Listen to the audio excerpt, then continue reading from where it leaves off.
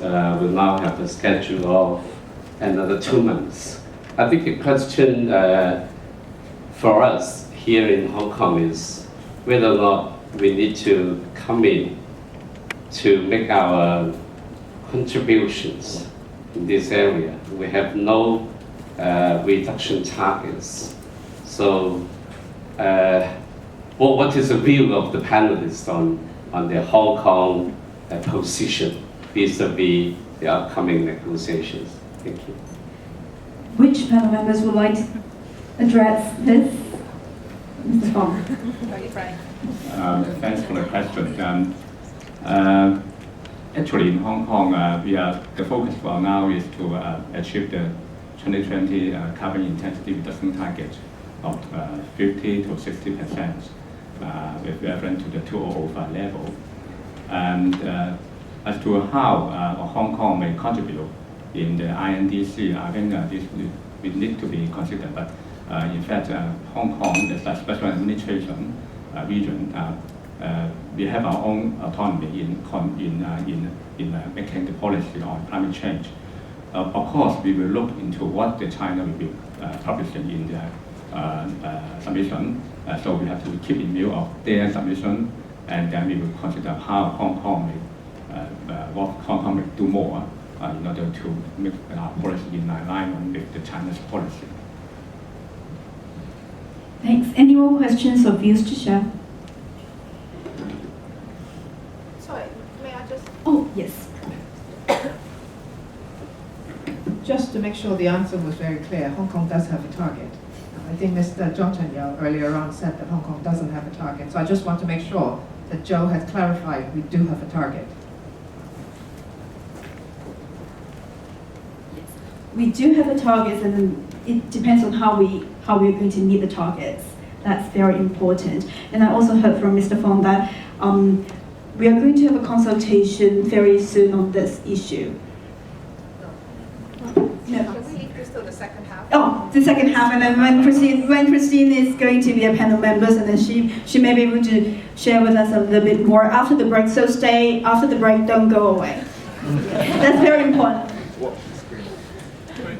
Just to add a word, and of course I speak under the knowing that Christine will be speaking later. Clearly, she has something to announce.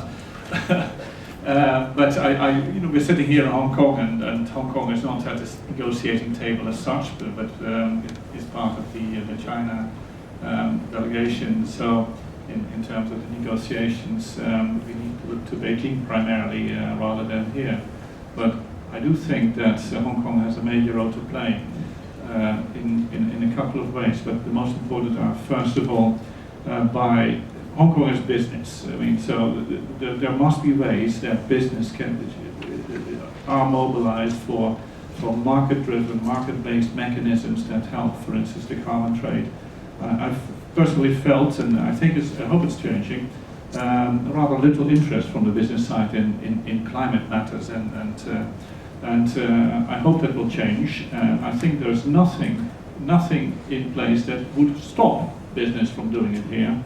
It's also a matter of taking interest and developing the business opportunities related to it. Because let me remind you that in EU, the experience has been, yes, there was a government-led push on setting targets and all of that, and casting these into law.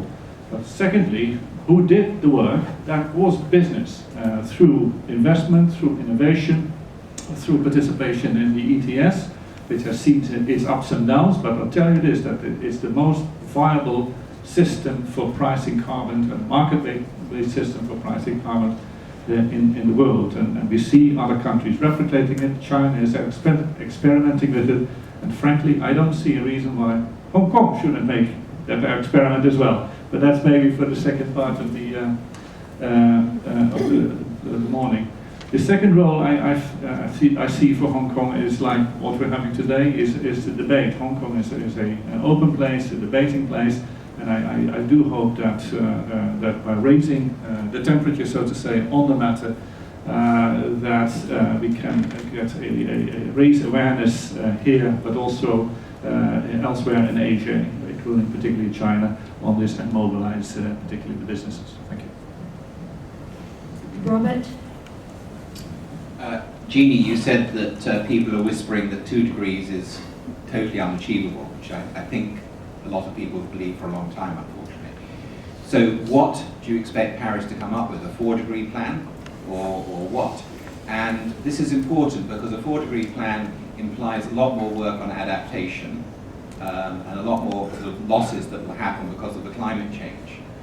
Maybe if the world starts thinking about that problem, they'll see a bit more importance on mitigating. So I think the 2-degree will continue to be in the text. I think the whole point of the agreement is to look at, well, in reality, that was the objective and that remains the objective. Whether in the end the agreement ends up achieving the 2-degree or 4-degree scenario, your guess is as good as mine. We were just talking about the aggregation problems. If we look at the INDCs and we think about, well, how are they going to aggregate all of the different types of reduction commitments? If they are in the current form, I don't know if any of you have seen them online, but if they are in the current form that they are in, it is very, very difficult to aggregate. So having to come up with at least some principles of how they should be submitted in what form, and even the basis of the scope that's applied. A lot of those of us who work with data, I think this is right up our alley. And so in the end, I think whether it'll be the 4-degree or the 2-degree, nobody knows until everybody has submitted their commitments. But I'm willing to guess it's likely to be 4. However, having said that, I am a very optimistic person. I'd like to think that if the agreement sets the floor and that countries, they're willing to publish their own floor as well. This is their floor because this is what they're willing to say I'm committing to, because typically speaking, I think I'm going to meet it. That's why I am comfortable with putting it in. Then I'd like to think that that means that there could be a high probability that countries end up doing actually more than what they've committed to, number one. And number two, I think I use our company as an example. When we first set our 5% renewable energy target back in 2004, and we said, okay, it'll take us forever because there was no policies on renewable energy in this part of the world, and we had really less than 0.1% like in renewables at the time. We just thought, okay, it's an aspirational goal. But then what happened was, as the policy started coming in, suddenly we were able to do our 5%. And in fact, we reached our 5% 3 years ahead of time. And then we were sort of, oh, okay, now we can update our targets, and in fact, we can be more stringent. So what I'm hoping to see is that this kind of momentum will continue. But it will take governments, and I go back to this, is governments to help develop, I think maybe along with society and communities and the business community, to look at these longer term policy frameworks, to give the signals. For us, it's about the signals. The signals tell us, okay, if this is what you really want in 20 years' time, okay, we're ready to invest in it. But don't change your mind. And this is one of the issues that we've seen in some countries. The reason why it's been a problem is there seems to be a commitment, but then it was changed without notice. And from an investment perspective, that is quite detrimental.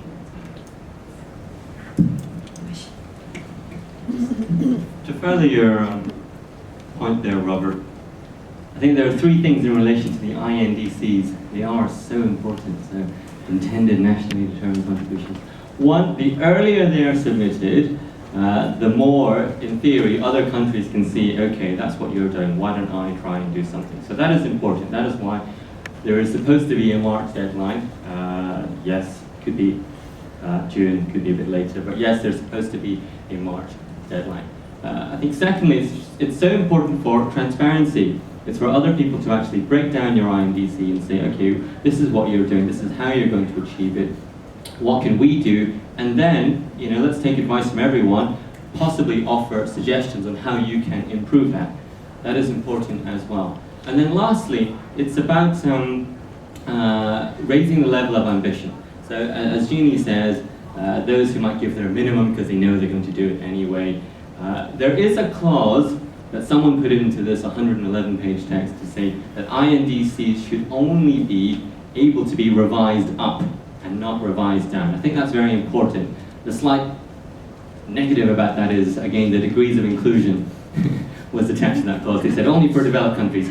Developing countries are exempt, but that's actually really important. So that's why I think the submission of INDCs will help us gauge the level of ambition to see whether it's going to be 2 degrees, or 3 degrees, or 4 degrees. Thanks. How ambitious are we going to be? Yes, Richard. Please allow me to comment on Vincent's call to businesses. Indeed, I think in Hong Kong, businesses has an important role to play, and today I represent BEC. I have to say that BEC has been around for more than 20 years almost, and include many big companies of Hong Kong, like HSBC and CLP and Hong Kong Electric and so on. There is some effort. The good news is that in our last survey, the Forbes survey we did, that there is a trend of businesses recognizing climate change is important. More importantly, they are prepared to do something about it and perhaps invest in this topic. So I think in Hong Kong there's a growing awareness of businesses, but I do agree that businesses has an important role to play in this topic, particularly in Hong Kong. Thank you. Well, in the interest of time, I can maybe only take one last questions or comments. Are there anybody who would like to share?